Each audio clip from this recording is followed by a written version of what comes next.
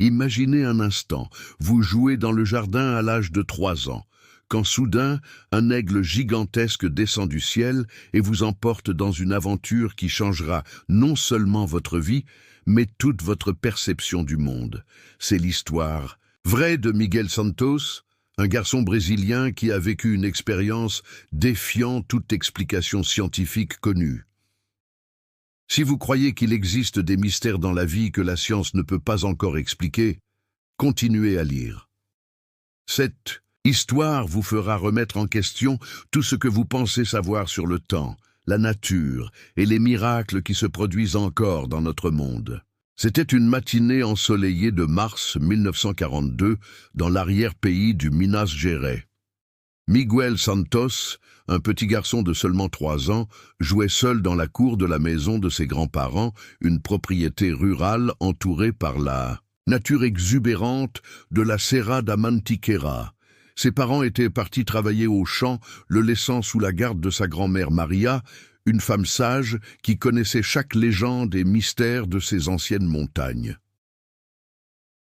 Le petit Miguel courait après les papillons, quand une ombre immense couvrit la cour. Levant les yeux, il vit quelque chose qui aurait fait douter de sa santé mentale n'importe quel adulte. Un aigle aux proportions démesurées, avec une envergure qui semblait couvrir la moitié du ciel. Ses plumes brillaient d'un or intense, presque métallique, et ses yeux étaient d'un bleu profond qui semblait contenir toute la sagesse du monde. L'enfant, dans son innocence, ne ressentit pas de peur. Au contraire, il tendit ses petits bras vers le majestueux oiseau, comme s'il reconnaissait en lui un vieil ami. L'aigle descendit doucement, se posant sur le sol avec une élégance qui contrastait avec sa taille impressionnante. Ses serres, qui auraient pu facilement blesser un adulte, touchèrent Miguel avec la délicatesse d'une mère prenant soin de son bébé. Donna Maria, qui observait depuis la fenêtre de la cuisine, resta paralysée. Ses yeux virent quelque chose que son esprit rationnel refusait de traiter.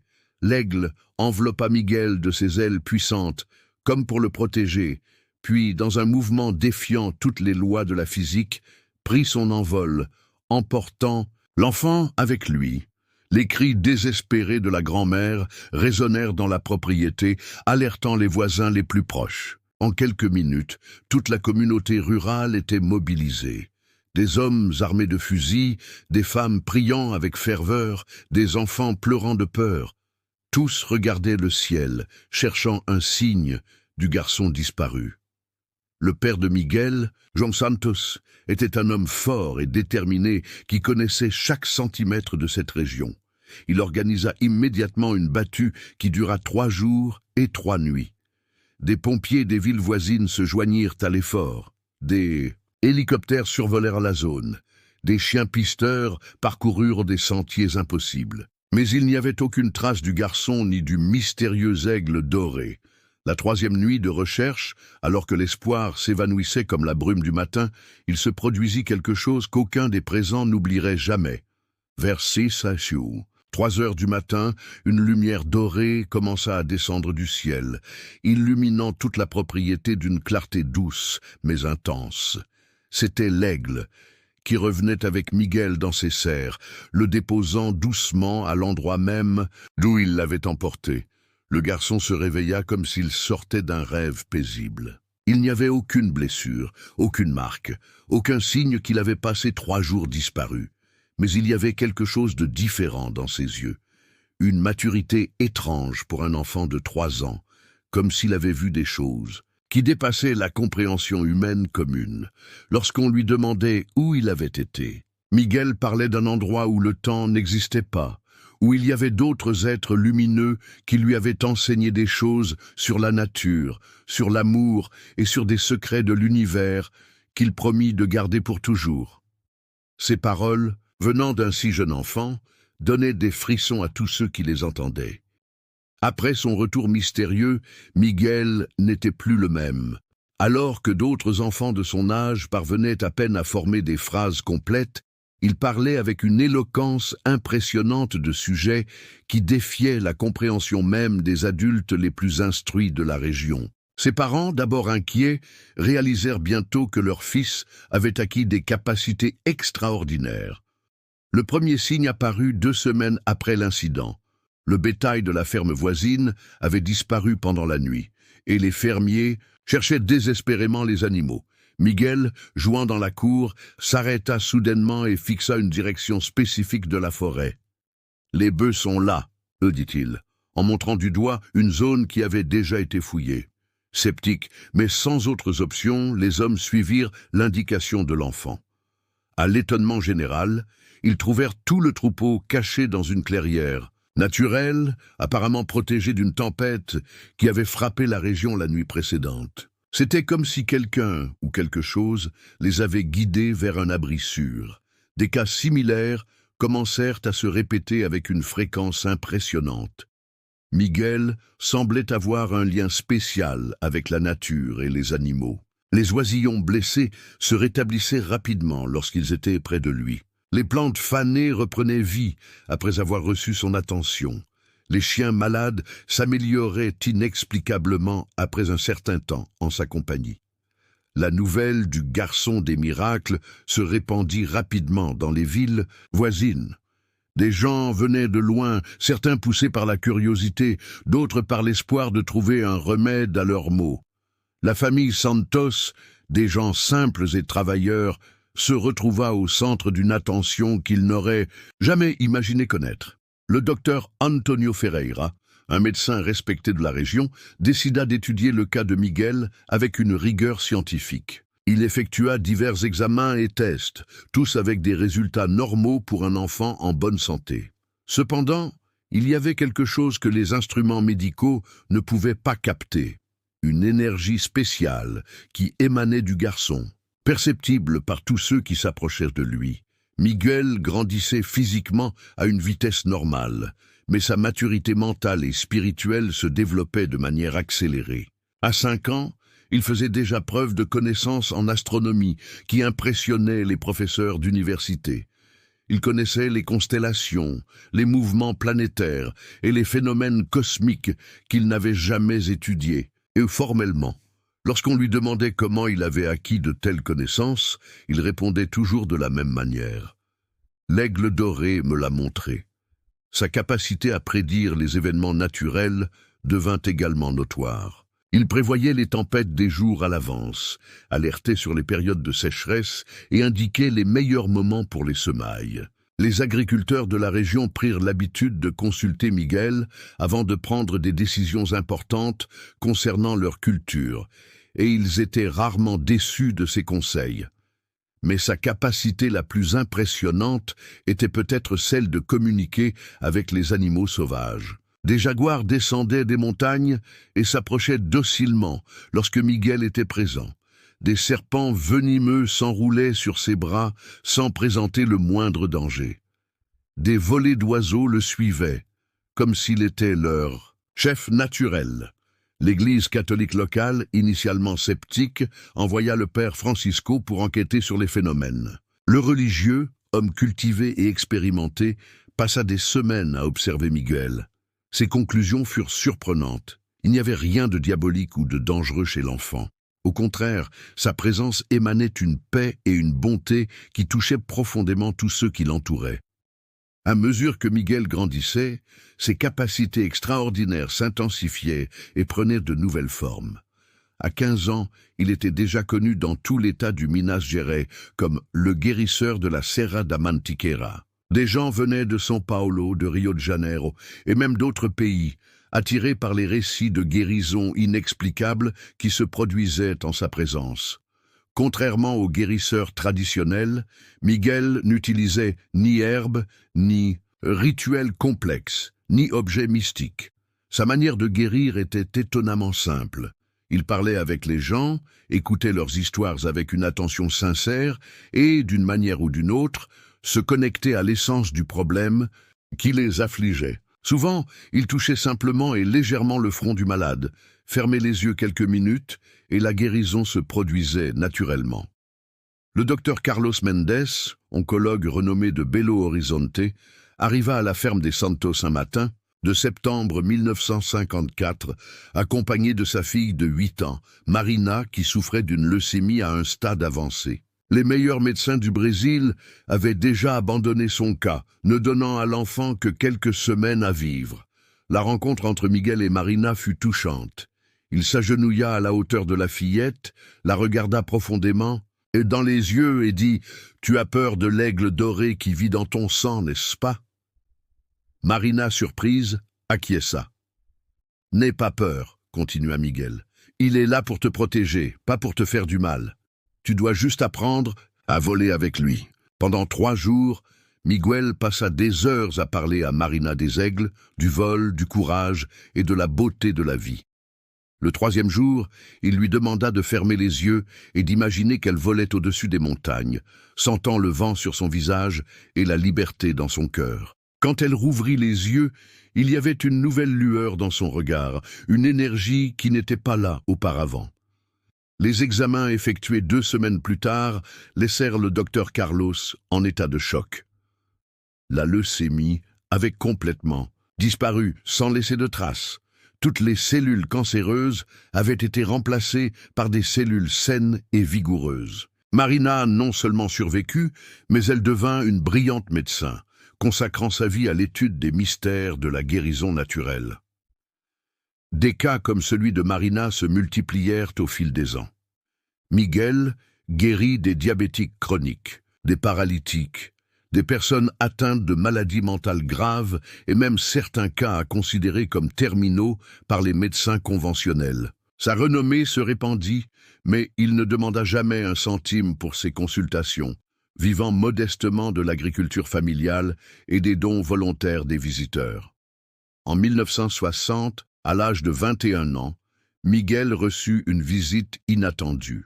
Un groupe de scientifiques américains, dirigé par le docteur Robert Mitchell de l'université de Harvard, arriva à la ferme équipé d'instruments sophistiqués pour étudier les phénomènes entourant le jeune guérisseur. Pendant 6 mois, Miguel se soumit patiemment à tous les tests proposés par les scientifiques. Ils mesurèrent son activité cérébrale pendant les séances de guérison, analysèrent son champ électromagnétique, étudièrent ses ondes cérébrales et tentèrent même de capturer en photo l'énergie qui semblait émaner de ses mains. Les résultats furent publiés dans une revue scientifique internationale et firent sensation dans la communauté universitaire. Pendant les moments de guérison, le cerveau de Miguel présentait des schémas d'activité jamais enregistrés auparavant chez les êtres humains. Ces ondes cérébrales entraient dans une fréquence spécifique qui semblait se synchroniser avec les ondes cérébrales de la personne traitée, créant une sorte de résonance curative.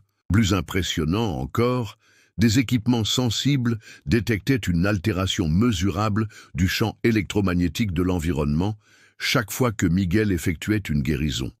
C'était comme s'il parvenait à manipuler des énergies subtiles que la science conventionnelle ne comprenait pas encore complètement.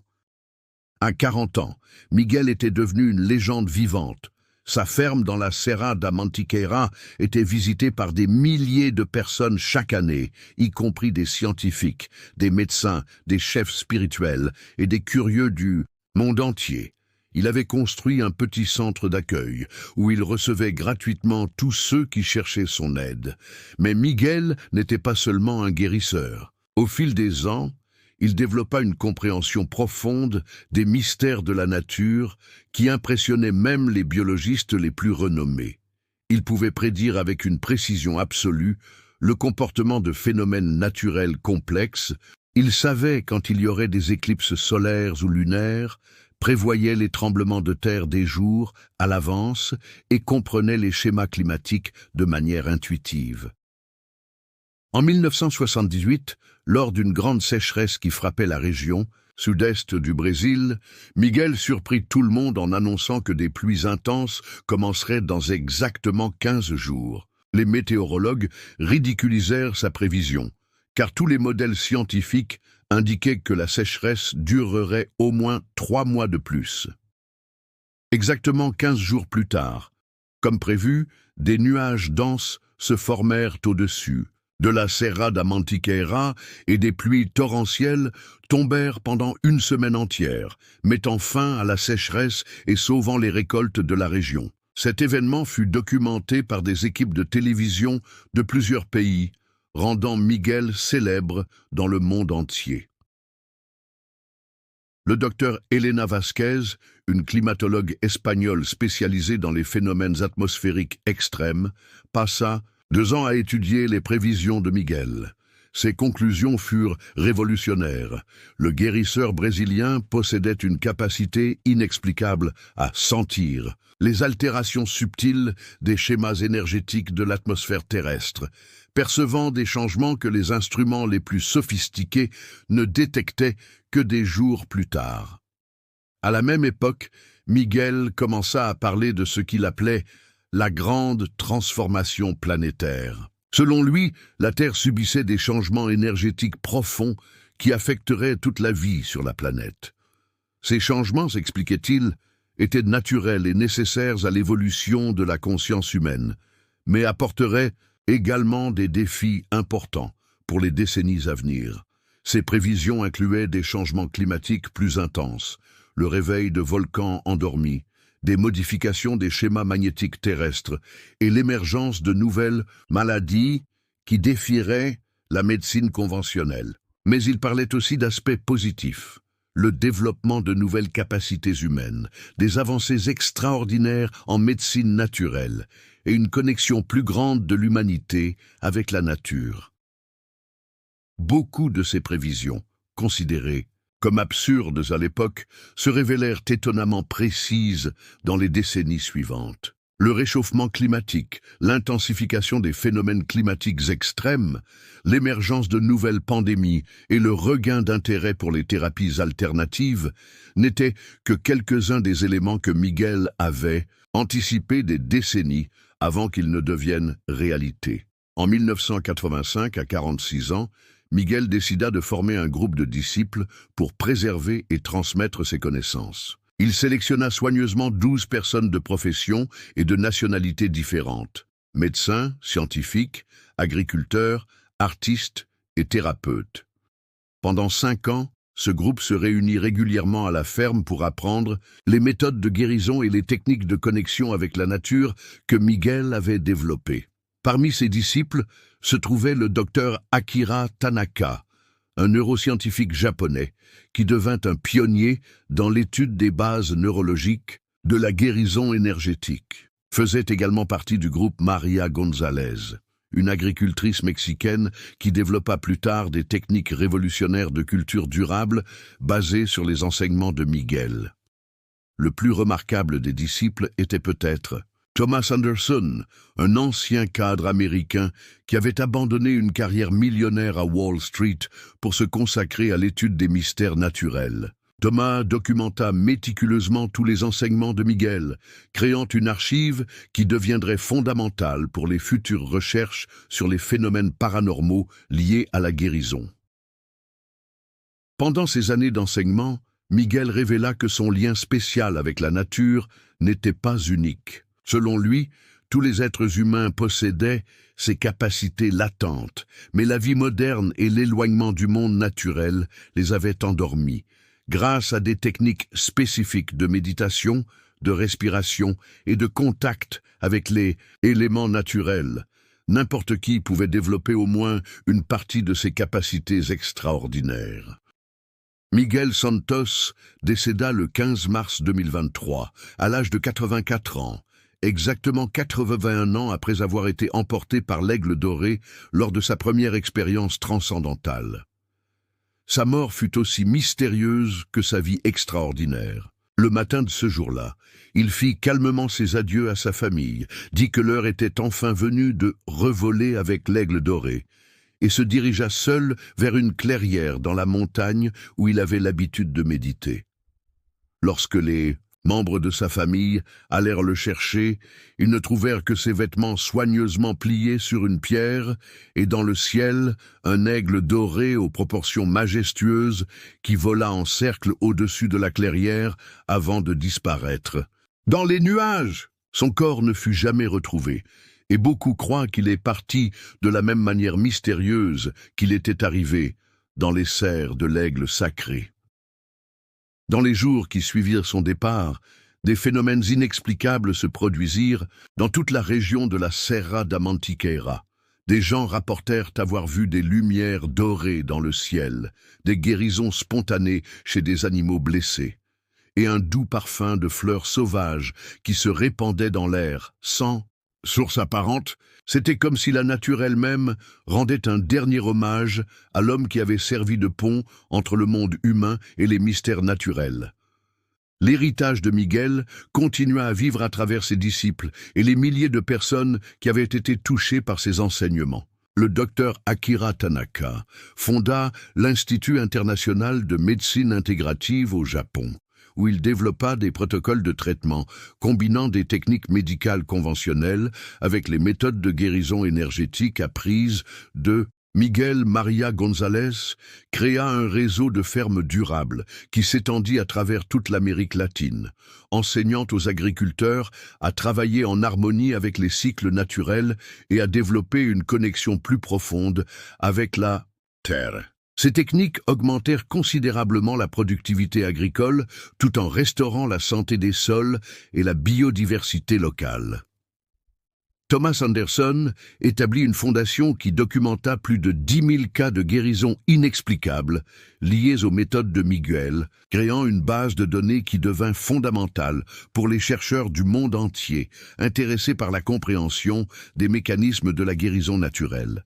Mais l'héritage le plus important de Miguel fut peut-être le changement de perspective qu'il provoqua dans la communauté scientifique mondiale. Ses capacités extraordinaires forcèrent des chercheurs respectés à considérer sérieusement l'existence de phénomènes que la science traditionnelle avait rejetés. Des universités commencèrent à créer des départements dédiés à l'étude de la médecine intégrative, et des hôpitaux intégrèrent des thérapies alternatives dans leurs traitements conventionnels. La ferme où Miguel a vécu fut transformée en un centre international de recherche et d'enseignement, visité chaque année par des milliers d'étudiants, de scientifiques et de personnes en quête de guérison. La maison où il est né devint un petit musée, et la clairière où il a disparu fut préservée comme un lieu sacré, où beaucoup rapportent des expériences spirituelles profondes. En 2024, un an après son départ, l'Organisation mondiale de la santé reconnut officiellement la contribution de Miguel Santos au développement de la médecine intégrative, en créant le prix Miguel Santos. Et pour les chercheurs qui se distinguent dans l'étude scientifique des phénomènes de guérison naturelle. Mais pour ceux qui l'ont connu personnellement, Miguel Santos fut bien plus qu'un guérisseur célèbre ou un phénomène scientifique. Il était un rappel vivant qu'il existe des mystères profonds dans notre monde qui transcendent ce que nous pouvons mesurer ou expliquer complètement. Sa vie a démontré que le lien entre les êtres humains et la nature est beaucoup plus profond et significatif que notre société moderne ne le reconnaît généralement. L'histoire de Miguel Santos, le garçon de 3 ans qui fut emporté par un aigle doré et revint transformé, continue d'inspirer des gens du monde entier à garder l'esprit ouvert aux possibilités extraordinaires qui existent au-delà des limites de la connaissance conventionnelle. Sa vie fut une démonstration que les miracles ne sont pas seulement des événements isolés du passé, mais des possibilités réelles qui peuvent se produire lorsque nous nous ouvrons aux mystères les plus profonds de l'existence. Et l'on dit que les nuits de pleine lune sur la Serra da Mantiqueira, il est encore possible d'apercevoir un aigle doré volant majestueusement au-dessus des montagnes, rappelant à tous que les mystères de la vie sont toujours présents, attendant ceux qui ont assez de courage pour croire en l'impossible.